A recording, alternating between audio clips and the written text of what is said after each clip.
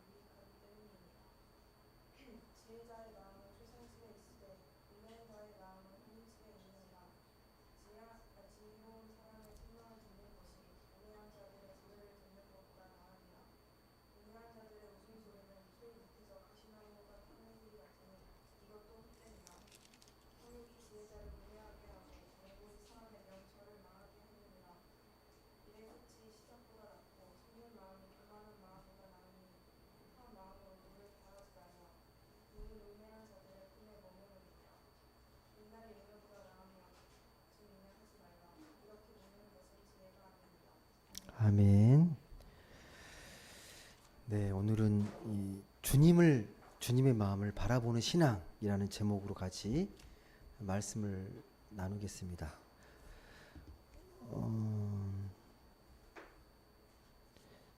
제가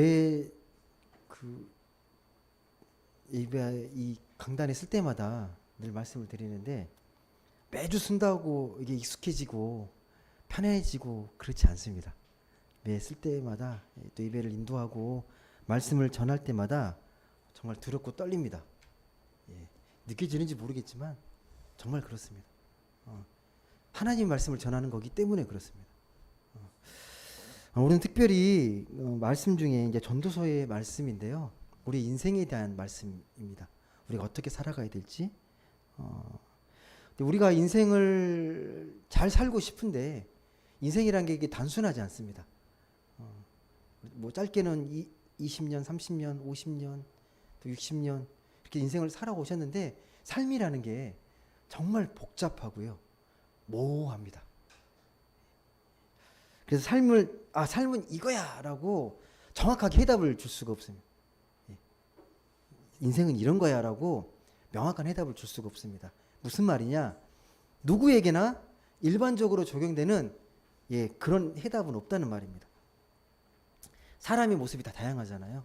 우리의 모습이 다양하듯이 우리 각자가 처한 상황과 환경이 다 다릅니다. 이게 똑같이 일률적으로 정답을 줄 수가 없다라는 겁니다. 그렇게 해도 여러분 중요한 게 있습니다. 뭐냐? 방향성입니다. 삶의 방향성. 삶은 모호하지만 방향만큼은 분명해야 됩니다. 삶의 목적만큼은 우리가 명확하게 바라보고 나아가야 합니다. 우리 믿는 사람에게 그 방향이 어디입니까? 삶의 방향이 어디예요? 그게 하나님의 나라입니다. 삶의 목적이 분명합니다. 우리 믿는 사람들은 하나님의 나라를 향해 나아가는 삶, 하나님의 마음에 합당한 삶을 사는 거잖아요. 그럼 하나님 나라의 그 합당한 삶이 뭐냐? 어떤 가치냐? 생명을 소중히 여기고 평화를 소중히 여기는 그게 기준입니다. 우리 삶이라는 게요. 근데 우리가 삶을 살다 보면 그 길을 가다가 때로는 넘어지기도 하고 실족하기도 하고 상처받기도 하고 그렇습니다. 또 그렇게 그 길에서 살다가 어떤 때 유혹받고 넘어지기도 하고요. 실수하기도 하고. 그렇게 사는데 우리 믿는 사람들은 그렇게 뭔가 어려움을 겪고 힘들어도 다시 마음을 추스리고 다시 일어섭니다. 하나님의 또 위로하심과 하나님의 은혜 속에서 새 힘을 얻고 또 하나님의 나라를 향해서 뚜벅뚜벅 걸어갑니다. 그게 우리 믿는 사람들입니다. 그러면 이 하나님 나라를 향해 나아가는 삶, 그 좋은 삶이라는 게 구체적으로 보겠습니다. 우리가 하나님 나라를 향해 나아가는데 그렇게 살아가야 될 우리의 좋은 삶의 모습이라는 게 어떤 삶일까요? 그 해답이, 그에 대한 키워드가, 열쇠가요, 오늘 읽었던 말씀에 담겨 있습니다. 오늘 말씀은 그래서 좋은 삶이 무엇인지에 대해서 우리에게 이야기합니다. 우리 읽었던 1절 말씀 다시 한번 읽어보겠습니다. 7장 1절 말씀 같이 한번 읽어보겠습니다. 시작. 좋은 이름이 좋은 기름보다 낫고 죽는 날이 출생하는 날보다 나으며. 이 말씀이 이해되십니까? 예. 지혜서의 말씀입니다. 시편, 잠언, 전도서 다 지혜의 말씀인데 이 1절의 말씀이 비교가 되고 있습니다. 좋은 이름이 뭐와 비교되고 있습니까? 좋은 이름은 좋은 기름과 또 죽는 날은 태어난 날과 비교하고 있습니다. 뭐가 더 낫다는 거예요? 이름과 기름 중에 뭐가 더 낫습니까? 좋은 이름이 낫다고 그럽니다. 그리고 태어나는 것과 죽는 것과 뭐가 더 낫다고 기록되어 있습니까? 죽는 게 낫다고 기록되어 있습니다. 여러분 동의하십니까? 이 말씀에? 좋은 이름이 좋은 기름보다 낫다는 건 무슨 뜻입니까? 무슨 의미예요? 좋은 이름, 아름다운 이름이 여기서 기름이라고 되어 있는데 기름은 우리의 소유를 말합니다. 좋은 기름, 내가 많은 것들을 가지는 것. 좋은 기름을 갖고 내가 풍족하고 부유하게 사는 것보다 뭐가 더 좋다? 좋은 이름, 아름다운 이름. 내가 죽었을 때 그 아름다운 이름으로 기억되는 게 훨씬 더 좋다라고 이야기합니다. 그러니까 내가 이름으로 많은 사람들에게 아름답게 좋은 이름으로 기억되고 그렇게 살았다는 것들이 내가 많은 소유를 가지는 것보다 훨씬 좋다라는 말입니다. 뒤에 나오는 말은요. 왜 죽는 게 태어난 게 난 것보다 더 좋죠?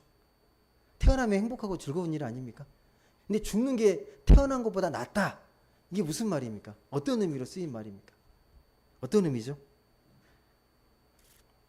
여러분 태어나는 걸 여러분이 의지를 갖고 몇 월 몇 시에 누구 부모 밑에서 태어나겠다. 그렇게 태어나신 분 계십니까? 아무도 없습니다. 나의 의지와는 상관없이 태어나진 겁니다. 운명적으로 여러분 태어났습니다. 예. 지금 이렇게 시간을 보내고 있고 삶을 살아가고 있습니다. 우리 의지와 상관없다고요. 근데 죽음은 어떻습니까? 죽음 또한 마찬가지입니다. 여러분 혹시 여러분이 원하실 때 어떤 날짜에 몇 살 먹고 어느 시기에 어떻게 죽고 싶다 그렇게 계획하고 계신 분 계십니까? 안 될걸요? 절대 안 됩니다. 예. 우리의 태어난 것도 그렇지만 죽는 것도 우리 마음대로 할 수 없습니다. 예. 동물들도 마찬가지예요. 근데 인간과 동물의 차이가 있습니다. 어떤 차이가 있을까요? 예. 태어나고 죽는 건 인간이나 동물이나 본인의 의지와 상관없이 되어지는 건데 차이는 뭡니까? 그러면 차이는 우리는 그래도 죽음을 의식해요. 죽음에 대해서 죽음의 유한함, 죽음에 대한 어떤 그 한계를 의식하며 삽니다. 그러니까 내게 주어진 삶을 그냥 살려고 하지 않습니다. 그렇잖아요. 의미를 추구하는 거죠. 의미를. 좀 더 잘 살고 싶다. 이 남은 시간, 남은 생에 좀 더 의미 있게 가치 있게 살고 싶다라고 그렇게 고민을 합니다. 그래서 인생의 의미를 찾는 거죠. 인생의 의미를. 여러분 그래서요. 잘 죽으려면 잘 살아야 합니다. 인생을 마음대로 살다가 마지막 잘 죽을 수 없습니다. 네가 잘 살아야 마지막 그 죽음이 아름답게 매듭 지어질 수 있습니다. 잘 살고 나서 맞이하는 죽음은 그래서요 허망하지 않습니다. 잘 살고 나서 죽게 되면요 인생이 아쉽거나 그렇게 인생에 대해서 허망하게 느끼지 않습니다. 잘 살게 되면. 여러분 신앙적으로 그러면 우리가 하나님 앞에서 잘 살았다는 게 뭘까요? 우리가 마지막 이 땅의 육체의 죽음을 맞이했을 때 잘 살았다는 게 어떤 고백을 하면 잘 샀다고 우리가 생각할까요? 하나님 보셨을 때 그래도 내가 부족하고 어리석었지만 그 하나님 말씀대로 살려고 내 일을 썼어. 하나님도 내 마음 아실 거야.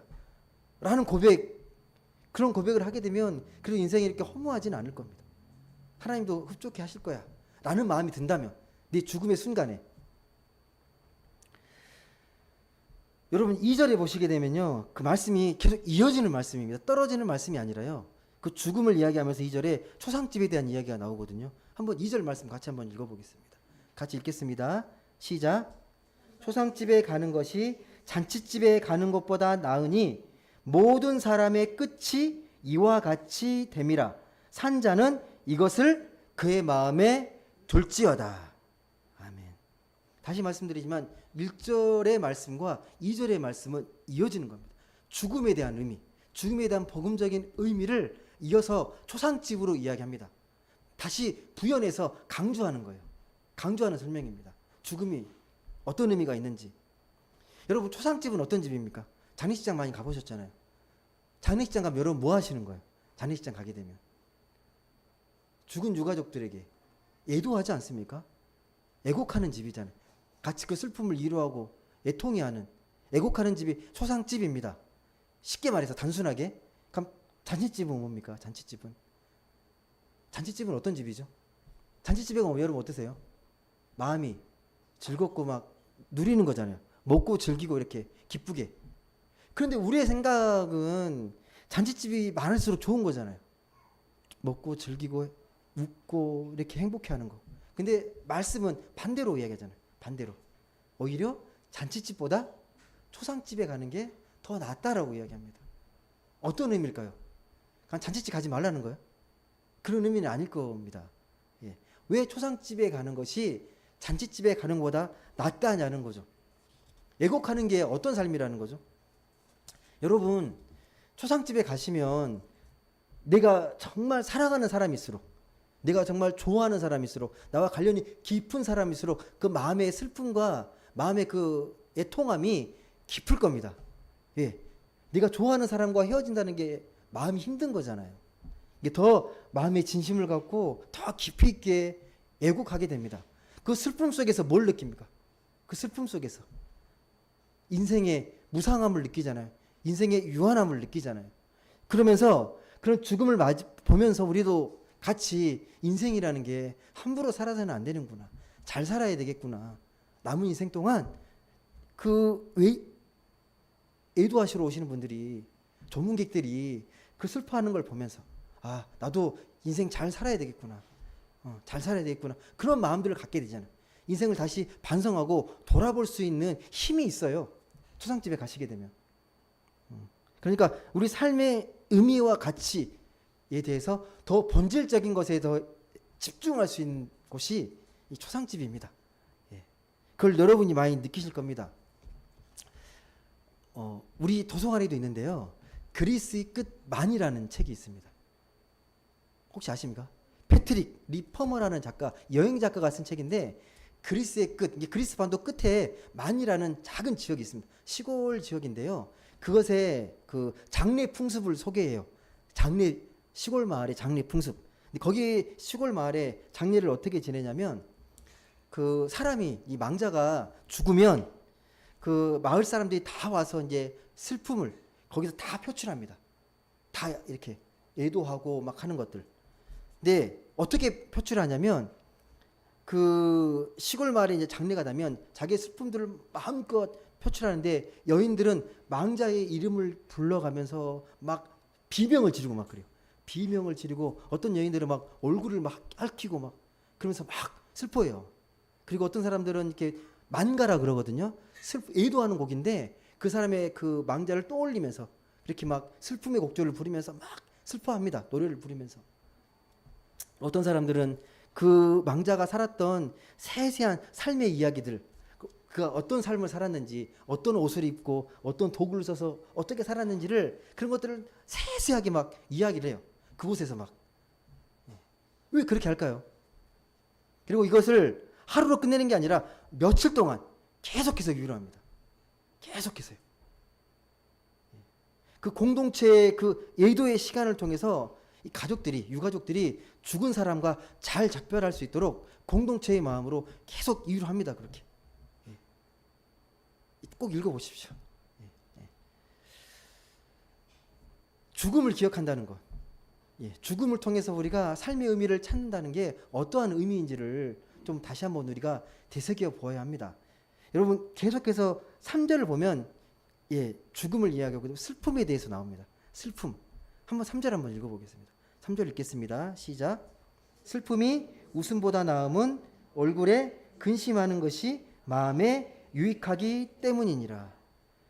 동의하십니까, 여러분? 또 반대로 말하는. 또 말이 반대 아니에요, 반대? 웃음이 낫지 않아요, 슬픔보다? 웃어야죠 우리가. 근데 말씀 뭐라고 합니까? 슬픔이 웃음보다 나음은 얼굴에 근심하는 것이 마음에 유익하다라고 말합니다. 반 웃어야지 좋을 것 같은데 슬프면 마음이 힘들어지고 그렇지 않습니까? 슬픔을 멀리하고 웃음을 가까이 하는 게 우리의 정서적으로 맞는 것인데 말씀은 반대로 이야기합니다. 무슨 뜻일까요? 여러분 진짜 슬픔의 유익은 뭡니까? 슬퍼하는 거에 대한 좋은 거. 슬픔이 왜 유익한 거예요? 슬프면 왜 유익합니까? 슬픔이. 여러분 슬픔은요. 우리 삶의 이 심연 마음의 깊은 것을 터치하는 거거든요. 내 마음의 깊은 것을 살피도록 하는 감정이 슬픔입니다. 이렇게 마음이 열리고 아픈 것이 터치됐을 때 그때 슬퍼할 수 있어요. 여러분 슬픔을 아무 데나 슬퍼하십니까?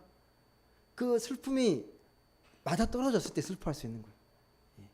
웃음은 가식적으로 지을 수 있는데 슬픔은 그렇지 못합니다. 예. 모르는 사람 앞에서 막 슬퍼하고 막 그 미친 사람이죠. 그렇게 하는 건. 예. 웃음이 중요하죠. 웃어야죠 우리가. 예. 웃음은 강한 전염력이 있습니다. 그리고 행복한 사람 옆에서 웃는 사람 옆에는요 나도 같이 행복해지고 웃음이 많아지잖아요. 웃음이 많은 사람들을. 근데 슬픔이 주는 유익이 뭐냐면 이게 슬퍼하는 가운데에서 옆에 있는 사람들이 그 마음에 공감을 하게 되고 마음이 열리게 되고 마음이 무장해지고 마음이 하나가 돼요. 슬퍼하는 것들을 보면서 같이 마음을 나눌 수 있게 되는 겁니다. 예. 여러분 이 말씀을 잘못 오해해가지고 웃으면 안 되는구나. 무조건 슬퍼해야 되는구나. 그 뜻이 아닙니다. 그걸 문자적 해석이라고 하는 거예요. 예. 웃을 때랑 슬퍼할 때랑 근데 우리 인생의 의미를 슬퍼할 때를 잘 아는 것. 그걸 잘 아는 게 되게 중요합니다. 그리고 슬픔을 표현할 때 슬픔을 깊이 있게 표현해야 됩니다. 깊이 있게. 잘 표현하셔야 됩니다. 어설픈 슬픔을 표시하는 게 아니고요. 진정으로 공감하는 슬픔을 표현해야 합니다. 혹시 여러분 그 마크 트웨인이라고 여러분 너무 잘 아실 텐데 톰 소여의 모험, 허클베리 핀 이 책 안 읽어봤어도 뭐 만화를 통해서나 많이 들으셨을 거예요. 근데 이 마크 트웨인이 어렸을 적 그 이야기가 담긴 자서전이 있습니다. 거기에 어머니의 몇 마디라는 그 부분이 있거든요. 어떤 이야기가 나오냐면 한 흑인 소년이 노예로 팔려와요. 집으로. 그 흑인 소년 이름이 샌디라는 흑인 소년인데 그 소년이 그 트웨인 집에 와가지고 막 그 소리 지르고 휘파람 불고 막 이렇게 막 노래하고 그러는 거예요. 너무 시끄러운 거예요. 맨날 노래하고 소리 지르고 막 휘파람 불고 막 그러니까 한두 번이지 계속 들으니까 이 샌디가 너무 힘들고 귀찮으니까 엄마한테 하소연을 합니다. 엄마, 쟤 너무 시끄럽고 쟤 너무 힘들어요. 쟤 어떻게 좀 해주세요. 막 그렇게 막 하니까 엄마가 이 마크 트웨인에게 눈물을 글쓰면서 말을 합니다. 뭐라고 말한지 아세요? 그 아들의 말을 저 샌디는 지금 엄마를 이별하고 친구들이랑 이별해서 지금 떨어져서 지금 이곳에 살고 있는 거야. 저렇게라도 노래하지 않고 휘파람 안 불고 소리 안 지르면 어떻게 견디겠니? 네가 좀 이해해주면 안 되겠니? 나는 오히려 얘가 노래 안 하고 휘파람 안 불고 그러면 더 마음이 걱정이 된단다 라고 이야기를 한 거예요. 근데 그 마음을 이해합니다. 트웨인이. 그래서 평생토록 그 마음을 갖고 살아요. 그래서 그가 노래하고 막 시끄럽게 해도 더 이상 시끄럽게 안 들리는 거예요. 예. 되게 그 마음이 느껴지니까. 여러분 우리가 누군가의 슬픔을 받아들이잖아요. 슬픔을 받아들이면 우리 삶의 지평이 넓어집니다. 슬픔을 껴안게 되면 내 마음이 넓어지게 되어 있습니다. 3절에 우리가 읽었던 얼굴에 근심하는 것이 마음에 유익하다는 말, 이 말의 의미를 잘 생각해 보셔야 합니다. 공동 번역에는 뭐라고 나와 있냐면요. 얼굴에 시름이 생겨도 이 마음은 바로 잡힌다라는 말을 하고 있습니다. 얼굴에 시름이 생겨도 마음은 바로 잡힌다. 근데 여러분 이 성경에 나와 있는 근심과 우리가 세상적으로 하는 걱정과는 다른 겁니다. 이걸 잘 구별하셔야 됩니다. 그게 고린도후서 7장 10절에 나와요. 한번 같이 찾아보시겠습니까? 고린도후서 7장 10절에 있는 말씀. 고린도후서 7장 10절 말씀입니다.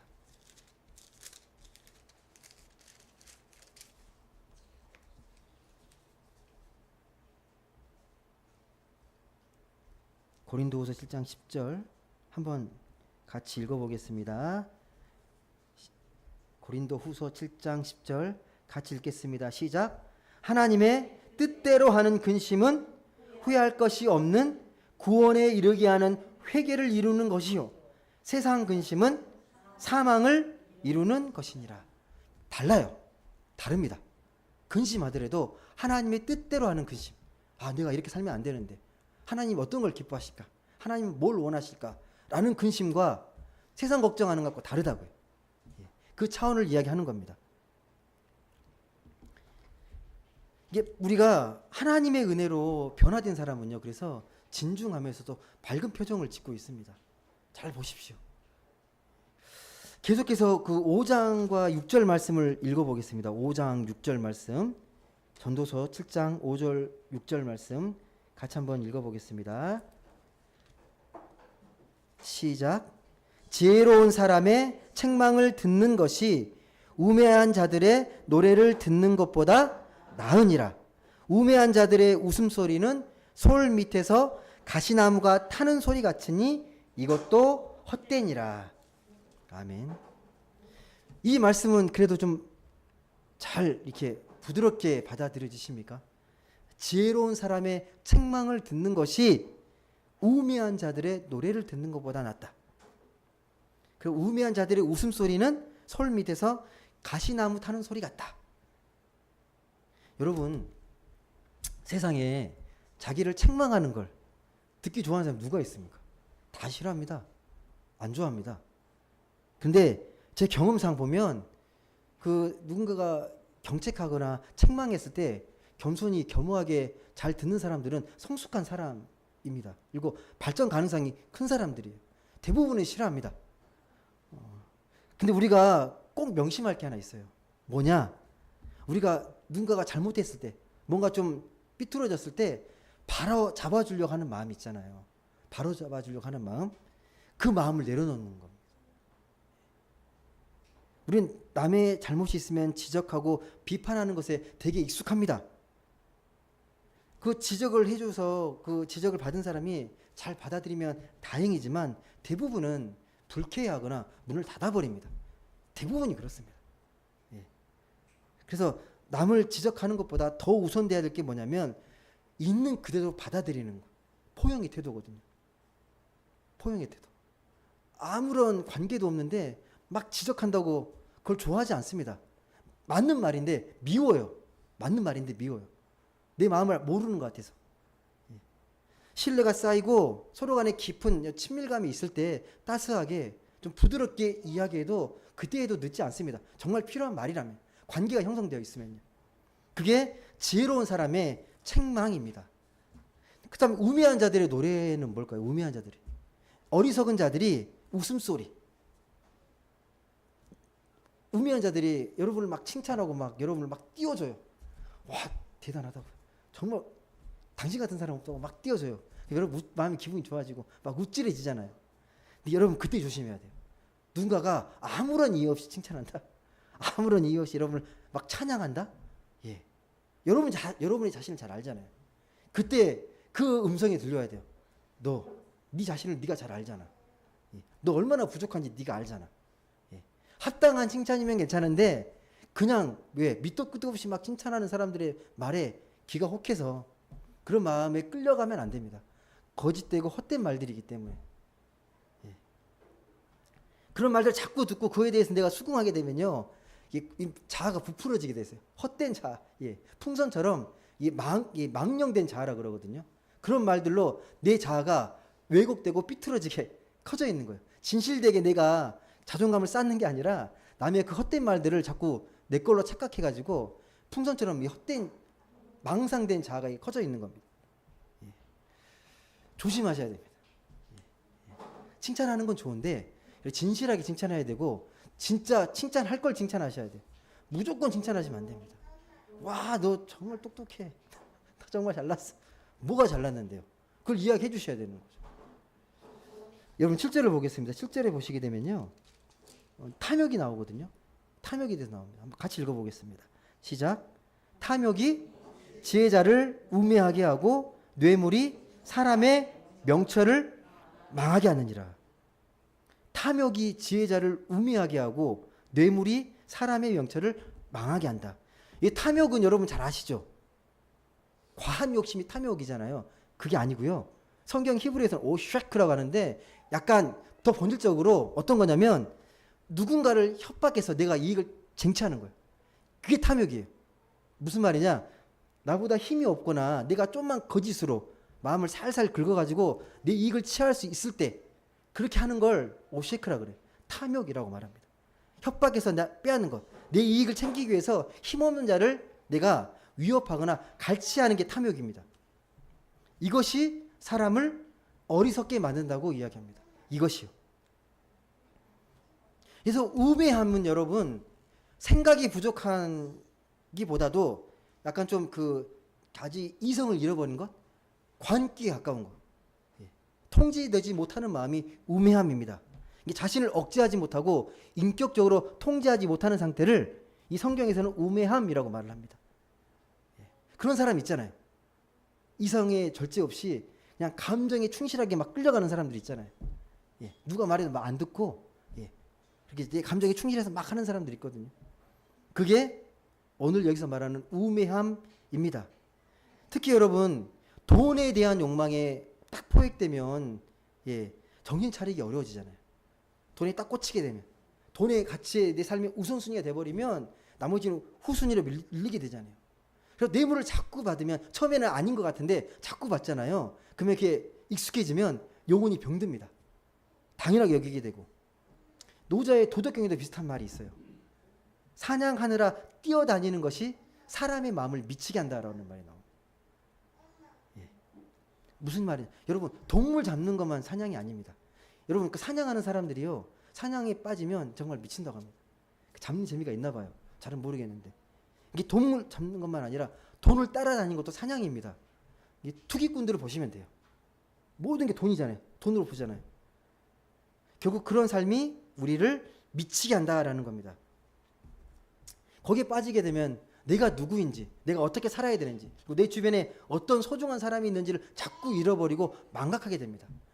돈의 가치가 소중하니까. 이익이 모든 가치 판단의 중심이 되게 되면요. 세상은 그만큼 사나워집니다.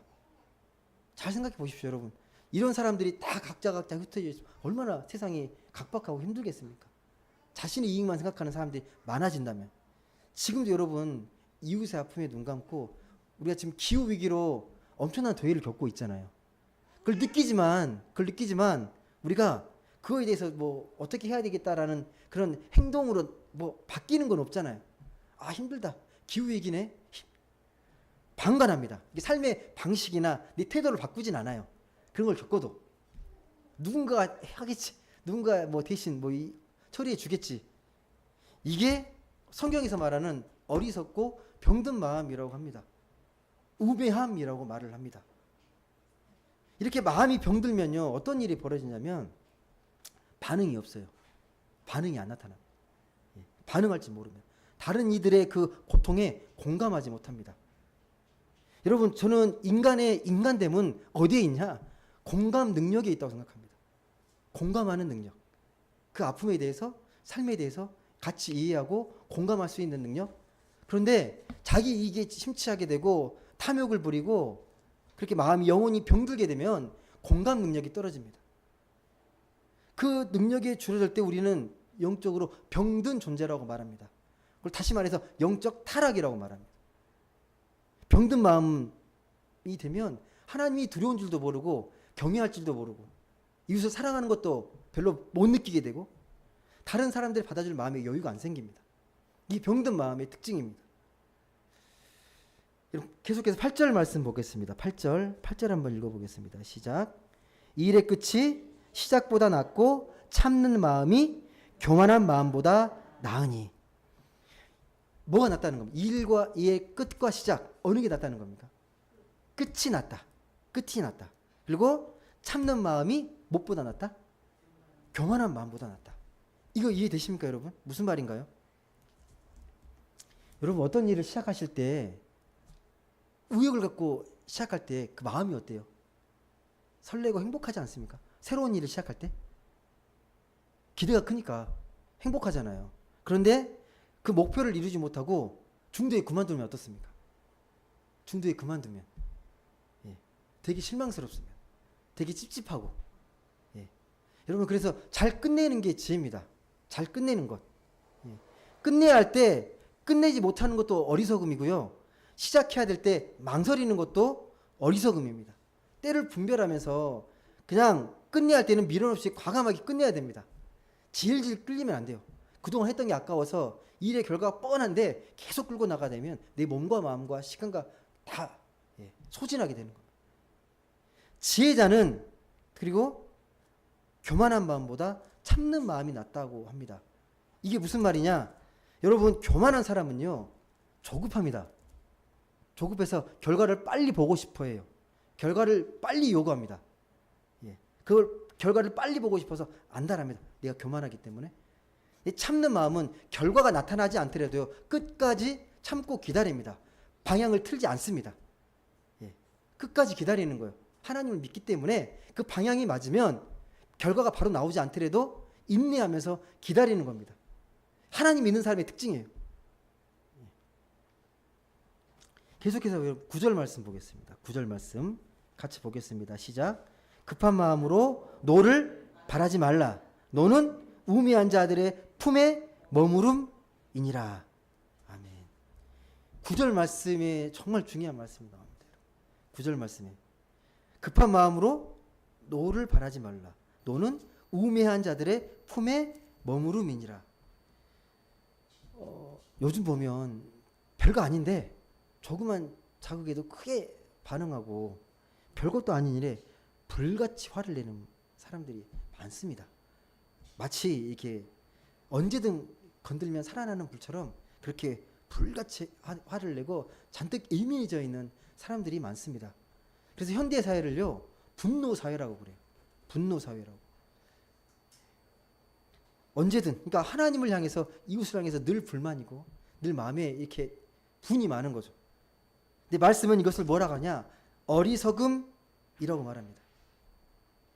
운전할 때, 제가 요즘 정말 많이 들은, 운전할 때 제가 2차선 이렇게 있으면 직우 있죠. 직우. 이렇게 직진과 우.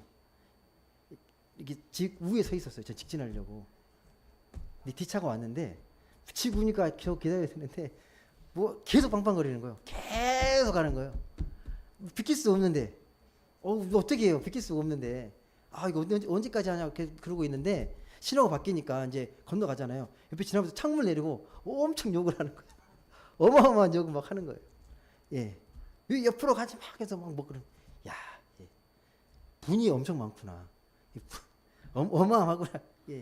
여러분 그 인터넷도 보면 자기와 생각이 조금만 다르면 막 악플 달고 막 비방하고 막 저주하고 그러잖아요. 조금만 달라도 네 생각과 틀리면 거의 저주에 가까운 말을 막 퍼붓잖아요.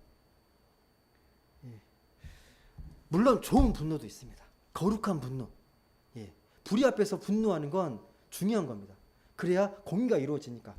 그 거룩한 분노가 공의를 이루는 힘이 되니까 그때는 필요한데 우리 인간의 분노는 대부분 위험합니다. 왜? 통제하기 어렵기 때문에 그렇습니다. 내가 옳다는 생각이 강하면 강할수록요 이 분노에 입사해가지고 선을 넘을 때가 너무 많습니다. 좀 참아야 되는데 참지 못하고 그러는 겁니다. 말씀을 맺겠습니다. 여러분 산다는 게 참 쉽지 않잖아요. 우리가 참 어렵습니다. 현실이 힘에 겨울수록 삶이 어렵게 느껴집니다. 그럴 때 사람들은 과거를 돌아보면서 늘 그때가 좋았다고 말을 합니다. 근데 오늘 말씀 뭐라고 기록되어 있습니까? 10절에 한번 읽어보실래요? 7장 10절 같이 읽어보겠습니다. 시작. 옛날이 오늘보다 나은 것이 어찌미냐 하지 말라. 이렇게 묻는 것은 지혜가 아니니라. 삶이 힘겨울수록 과거를 자꾸 떠올리죠. 그때가 좋았어. 힘들어. 성경에도 그렇잖아요. 칠굽의 백성들이 좀만 힘들면 노예 생활이 좋았다고 막 계속 불평하고 그렇게 하잖아요. 그런데 뒤만 돌아보며 살 수 없는 게 우리 인생이잖아요. 우리의 시대에 오늘 우리에게 주신 시대의 삶과 소명을 살아가야 되잖아요. 우리의 마음이 지금 어디에 머물고 있는지를 늘 점검해야 됩니다. 과거에 머물고 있는지, 하나님이 말씀하신 미래를 향해서, 하나님의 나라를 향해서 내 삶을 살아가고 있는지.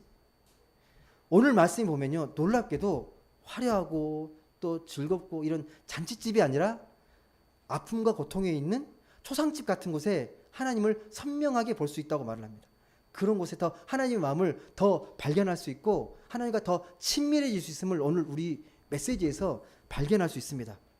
그렇기 때문에 여러분, 삶이 힘들고 고단함으로 마음이 모지러지고 힘들 때마다 다시 하나님의 은혜를 간절히 구하시길 바랍니다. 그러면 반드시 하나님이 우리를 만나주시고 하나님께서 나에게 주시는 따스한 위로와 능력이 다시 내 안에 임하게 되는 것을 경험하게 될 것입니다. 그래서 삶이 어지럽고 힘들면요, 차분히 자리에 앉아서 내가 선 자리를 돌아보고 하나님을 바라봐요. 주님의 마음이 어디에 머물고 있는지를 한번 생각해 보셔야 합니다. 그렇게 우리가 선 자리에서 다시 세상을 바라볼 때 세상은 희망으로 보이고 희망의 노래를 부를 수 있습니다. 하나님은 내 삶을 통해서, 그런 사람들을 통해서 아름답게 생명의 스토리를 아름답게 써 내려가실 수 있게 됩니다. 부디 주님의 마음이 어디에 머무는지 오늘 말씀을 통해서 성령의 도우심으로 깊이 깨닫고 세상에서 희망을 노래하고 세상을 환하게 밝혀가는 그런 행복한 그런 전도자들이 다 될 수 있기를 주님의 이름으로 간절히 소망합니다. 기도드리겠습니다.